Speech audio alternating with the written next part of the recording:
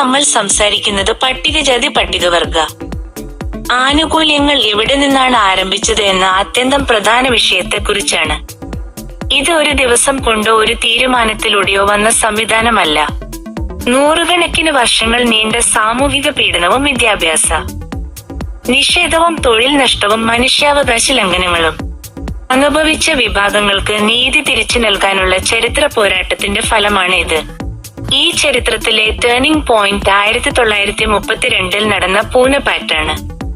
പൂന നഗരം പുനെയിലെ യർവഡ ജയിലിൽ ഗാന്ധിജിയും അംബേദ്കറും തമ്മിൽ നടത്തിയ ധാരണയിലാണ് ഈ പാക്ട് രൂപപ്പെട്ടത്. ബ്രിട്ടീഷ് സർക്കാർ ഡിപ്രസ്ഡ് ക്ലാസസ് എന്ന പേരിൽ പ്രത്യേക വേർതിരിച്ച വോട്ടിംഗ് സംവിധാനം പ്രഖ്യാപിച്ചപ്പോൾ അംബേദ്കർ അത് ആദ്യം അംഗീകരിച്ചു.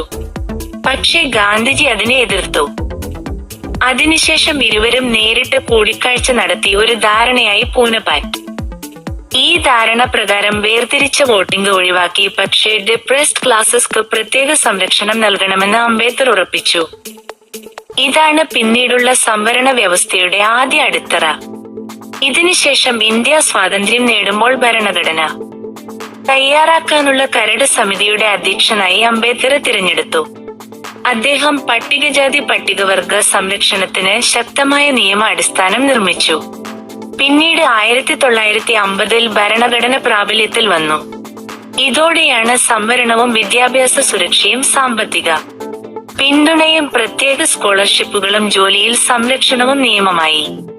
ഇത് ആരെയും മുന്നോട്ട് നിർത്താനുള്ള പ്രത്യേക അവകാശമല്ല. സമത്വം ലഭിക്കാൻ എല്ലാവർക്കും ഒരേ സ്റ്റാർട്ടിംഗ് പോയിന്റ് ഉണ്ടാകണമെന്ന നീതിയുടെ ഭാഗമാണ്.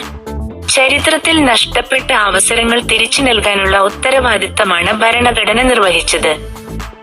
ഇന്നും സമൂഹത്തിലെ വ്യത്യാസങ്ങൾ പൂർണ്ണമായി മാറാത്തതിനാൽ ഈ സംരക്ഷണങ്ങൾ തുടരുന്നു.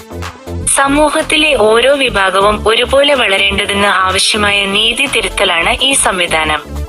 പണവുമായി യാഥാർത്ഥ്യ ചിന്തകൾക്കായി കാരുണ്യ ഫിനാൻസ് മീഡിയ നിങ്ങൾക്കൊപ്പം. പുതിയ വിവരങ്ങൾ അറിയാൻ നിങ്ങളുടെ വിരൽത്തുമ്പിൽ ചാനൽ സബ്സ്ക്രൈബ് ചെയ്യൂ.